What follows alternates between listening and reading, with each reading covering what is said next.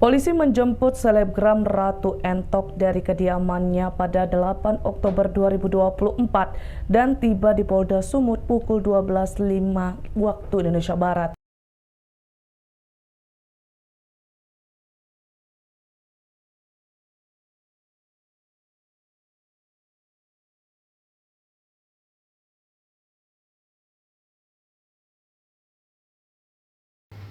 Salam sejahtera bagi kita, teman-teman seluruh rakyat Indonesia. Akhirnya Ratu Entok telah ditetapkan sebagai tersangka ataupun telah ditahan di Polda Sumatera Utara. Ratu Entok yang kita lihat video viralnya yang dimana dia memparodikan atau memperagakan atau mempertunjukkan foto Tuhan Yesus yang sambil menyuruh memerintahkan Tuhan Yesus untuk memotong rambut, dan akhirnya telah dijadikan sebagai tersangka di Polda Sumatera Utara. Teman-temanku, perbuatan Ratu Entok yang telah terjadi ini memang pada motifnya yang saya dengar informasi, saya kurang tahu bahwa dia hanya menyindir, dia hanya membalas sindiran salah seorang yang telah menyampaikan informasi juga. Tapi saya kurang tahu apa substansi yang disampaikan oleh sindiran tersebut, saya kurang memahami. Tetapi apa yang telah dilakukan oleh Ratu Entok yang telah terjadi saat ini bahwa telah melanggar sebuah aturan dan telah menodai agama yang sebagaimana telah diatur pada Undang-Undang Nomor 1 Tahun 1965 tentang penyalahgunaan dan penodaan agama. Itu sudah jelas pada pasal 1 junto pasal 4 dan junto KUHP pasal 156A. Apa yang telah ditetapkan sebagai tersangka Ratu Entok, dan kita patut apresiasi terhadap kinerja polisi Polri Negara Republik Indonesia, terkhusus pada Polda Sumatera Utara yang bergerak cepat, yang secepat mungkin telah menangkap dan menjadikan tersangka Ratu Entok ini. Itu hal yang sangat luar biasa menurut aku. Dan akhirnya bahwa pihak kepolisian memperlihatkan pekerjaannya bahwa menjadi contoh bahwa negeri Republik Indonesia ini tidak ada seorang pun yang akan kebal hukum ketika sudah melanggar dan memenuhi unsur tindak pidana sebagaimana yang telah diatur setiap undang-undang itu. Dan akhirnya meskipun Ratu Entok ini mungkin dia sebagai orang kaya, mempunyai kekuasaan, mempunyai uang banyak, tetapi tidak akan terhalang dengan penerapan hukum yang positif di Republik Indonesia ini. Teman-temanku, perbuatan Ratu Entok yang telah mencoreng agama kita, yang telah menodai agama Kristiani, bahwa sebuah perbuatan tersebut memang kita sebagai sisi kemanusiaan yang telah diajarkan untuk mengasihi musuh kita, wajar kalau kita mengampuni ataupun memaafkan dia, tetapi tidak bisa terlepas dari proses hukum yang telah diatur.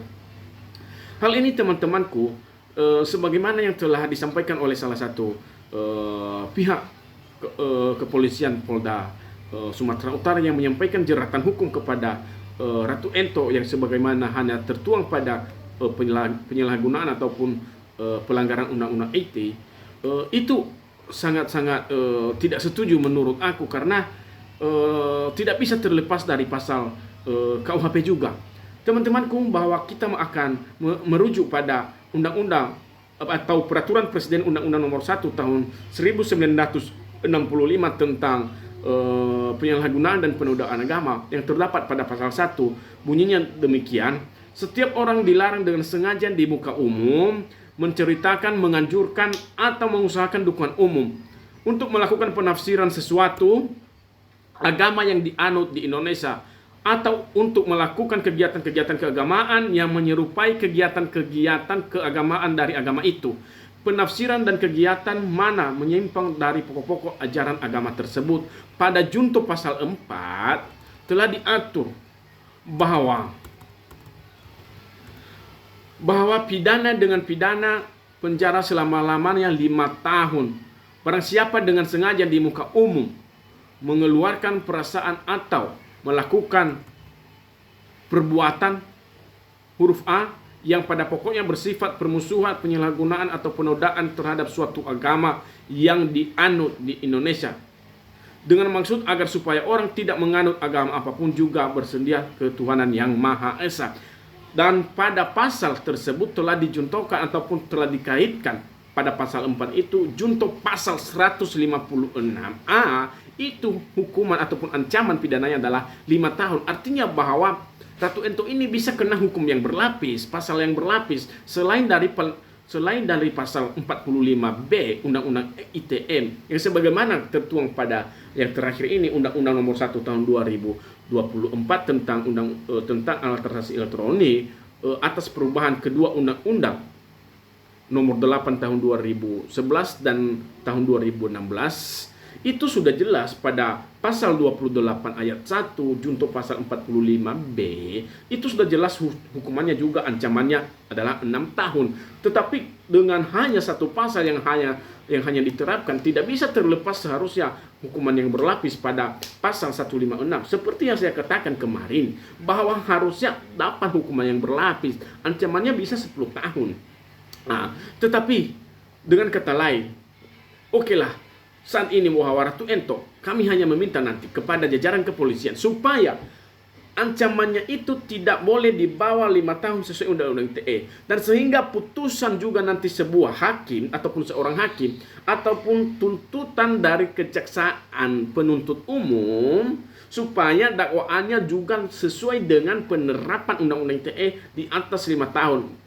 Dan juga putusan hakim nanti, karena itu yang menyimpulkan paling akhir adalah hakim. Semoga putusan ini juga perbuatan tindak pidana yang dilakukan oleh Ratu Ento, bahwa putusan hukuman pidananya juga harus di atas 5 tahun. Dan itu sebuah putusan yang sangat adil menurut aku, bahwa ketika dia menjadi terpidana dan harus wajib dia menjalankan putusan itu yang di atas 5 tahun, jangan kurang dari 5 tahun, karena tidak mempunyai dasar hukum lain. Menurutku ketika hakim ataupun ketika jaksa nanti mendakwa seorang Ratu Ento ini yang tidak mempunyai eksistensi, yang tidak mempunyai dasar hukum, yang tidak mempunyai suatu pandangan hukum yang akan meringankan, ketika hal itu saya katakan bahwa tidak punya dasar kedudukan hukum, tidak punya legal standingnya, tidak punya dasar norma hukum sehingga meringankan hukum. Tetapi apabila Ratu Ento dapat dituntut sesuai dengan ancaman hukuman di atas 5 tahun, artinya bahwa sangat adil. Tetapi alangkah bagusnya kalau Ratu Ento itu dapat dikenakan hukuman yang berlapis sesuai dengan Undang-Undang nomor 1 tahun 1965 itu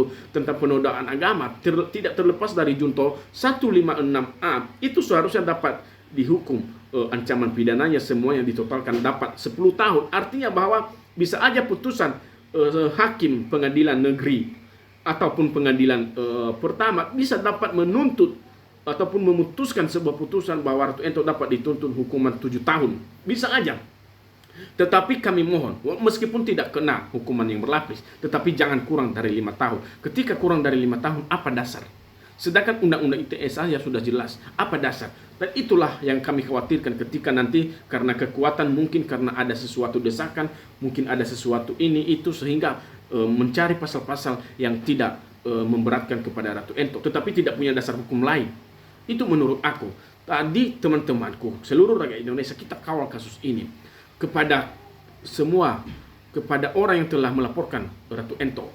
Kita berikan dukungan kepada mereka supaya mereka mengawal keras, mendukung keras kinerja Polri, dan mendukung keras juga pekerjaan lawyer yang membantu mereka untuk menerapkan sebuah aturan, untuk menerapkan pasal yang berat kepada Ratu Ento ini, supaya dia tidak berkelihara, supaya dia tidak membabi buta nantinya, supaya jangan menjadi parameter terhadap agama lain, bahwa ketika agama kita telah dinodai, tidak ada satupun yang dapat memperjuangkan orang lain untuk memidanakan seseorang tersebut yang berbeda dengan pandangan kita. Artinya bahwa semua agama benar, semua agama beda, tetapi kebenaran Tuhan yang Maha Esa itu selalu ada di Pancasila. Artinya bahwa kita semua kedudukannya sama di mata hukum, bahwa tidak ada perbedaan. Siapapun yang telah melanggar sebuah aturan wajib dihukum dan wajib ditetapkan sebagai tersangka apabila itu memenuhi unsur tindak pidana. Sekian dan terima kasih.